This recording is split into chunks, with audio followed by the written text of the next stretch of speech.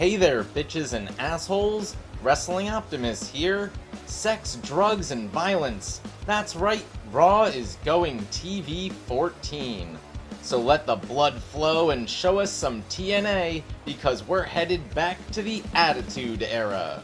But seriously, our first story is that WWE's flagship program will look a little bit different moving forward, and that could start as early as this week. But for the rest of the wrestling news, let's take it to the drawers.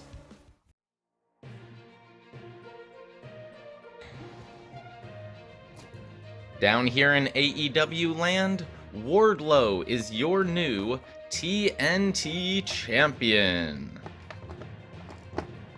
So congratulations to him.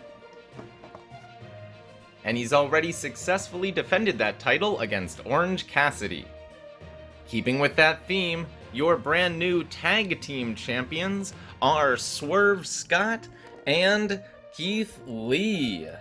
They picked up the belts from the Young Bucks in a triple threat match against Team Taz, but if I'm being honest, I think Team Taz should have won the titles. Either way, that's awesome for a really fun tag team that deserves it. Keeping it here in AEW, but heading up to the local medical facility drawer, Santana is confirmed to be having issues with his tag team partner Ortiz and with AEW in general. So it does look like he'll be moving on once his contract expires this fall, and he's already taking indie bookings. Next, let's move down to the women's drawer, where I actually use this old Lana figure to represent Penelope Ford, and yes, I do have a cut on my finger. Anyway, the reason that Penelope Ford has not been on TV is that apparently she's injured, so let's bring her up to the local medical facility drawer and put her in here with Santana. Going back down to the women, it is now pretty much confirmed that Naomi and Sasha Banks are done with WWE. It looks like they just need to figure out a few things with the lawyers, but this is pretty much a done deal. They've been removed completely from everything on WWE.com, including all merch, and old videos have even been wiped out of the archives.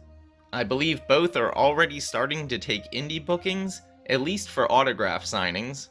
So we'll have to see how all of this develops, especially since Naomi is married to one of the Usos. Finally, let's head up here to our Legends drawer, because Vince McMahon is still very, very much in trouble.